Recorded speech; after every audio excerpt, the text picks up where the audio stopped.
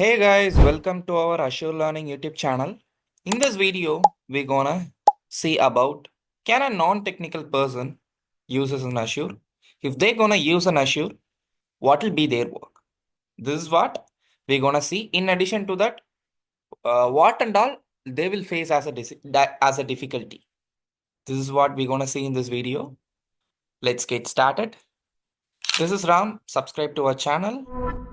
Okay, so let's move on to the first one. Generally, if we are going to talking about the Azure, first we should aware of cloud computing. Okay, so generally cloud computing means what? It's a internet-based service. Okay, so they are literally providing the data center services like server, database, and softwares. Everything they are just providing via internet. If you have an internet, you can access the respective service anywhere in the world. Okay, based on the usage, based on the consumption, we need to pay some set of amount to the respective vendor. It can be AWS or Azure or GCP. Okay, fine. So now we are talking about the Azure. So Azure providing this cloud computing service to their customers. Okay. So when the non-technical employee enters into this part, what will be their work? What are all the tasks they have to do? That's what we're gonna do. That's what we're gonna see. First thing is, if a developer wanted to test the application, so one dummy server needed or one dummy jump server needed to access a database. Like lot of use cases would comes into the VM creation scenarios. So he must create a virtual machine. After that, if HR wants to upload the employees log activities like such as check-in, check-out, and everyday timesheet, and what they are doing in the AWS Azure account, the log activity. Like HR wanted to keep it into one particular place, they would suggest to go with Azure Blob. So he should capable to upload the files and everything into the blob. And then Azure Web App. Simple web app deployment. Some clients would to develop a static site.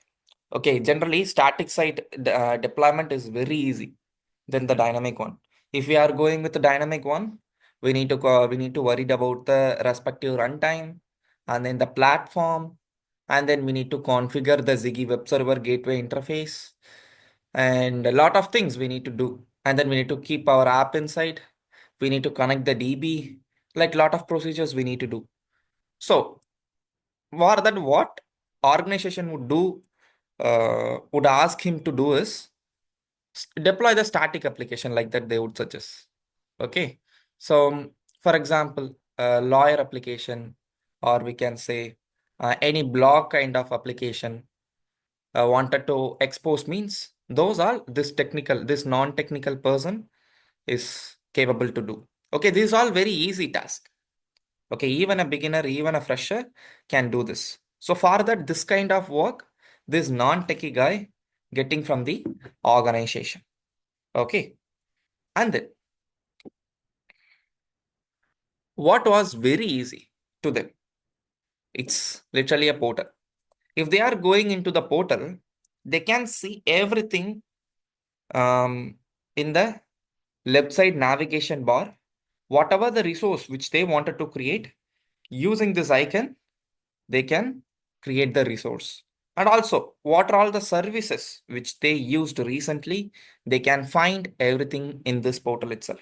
In addition to that, they logged in with which account and about the CLI, and then here they are providing the search bar. Whatever the services, if they wanted to use, if they're gonna search here, that will come in front and then that people can utilize it. Okay, but generally, if a non-technical person comes and using this Azure portal means he can find what is what in that Azure portal, but otherwise he couldn't access any services because he doesn't have a much exposure on that. But console wise, he's easy to find the respective component and everything.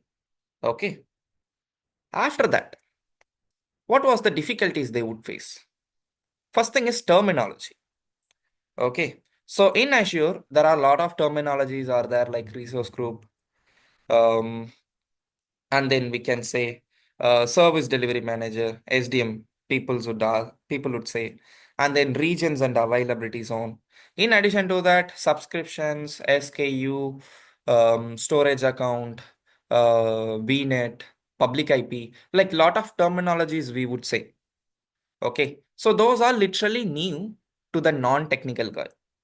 So this was the difficulty they would face as first. After that, too many services. Initially, Azure just given few services like virtual machine services and then the storage account services.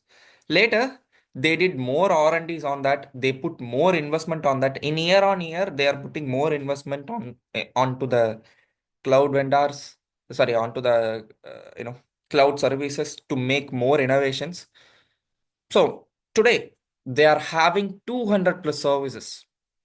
If you are a beginner, you could see way more services. See, for DevOps, they are having set of services, container registry, automation, Visual Studio, DevOps, Azure DevOps, like they are having, and for mobile, application services for mobile engagement, logic apps.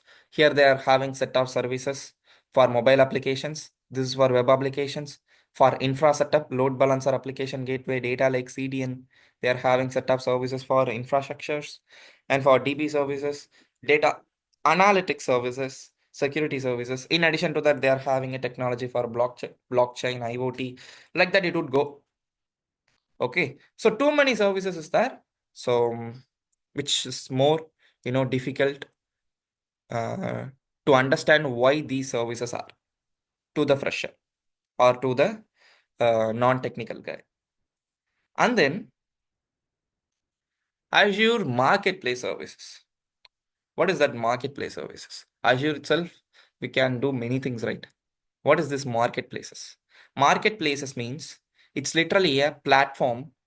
In this platform, we can access the other vendor products as well. Okay, like AWS product or any other vendor, YouTube or Facebook APIs, or any other vendor product you just wanted to use in Azure itself. You just wanted to integrate with Azure means you can go with this marketplace. Lots of marketplace products are available, but in this presentation, I just listed few only here: Braze, Bluefit, Blueshift, AWS Pinpoint, AWS Canis, LinkedIn, PostUp, Yahoo. Okay, so these all we can integrate into the uh, Azure. Okay, after that,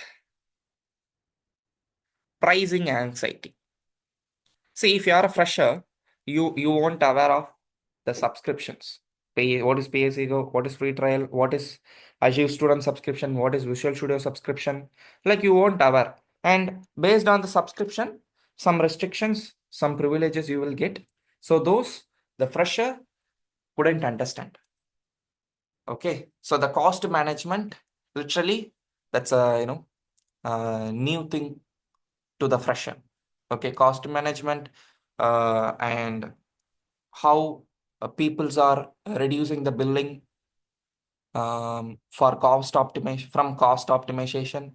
What are all the strategies they would follow?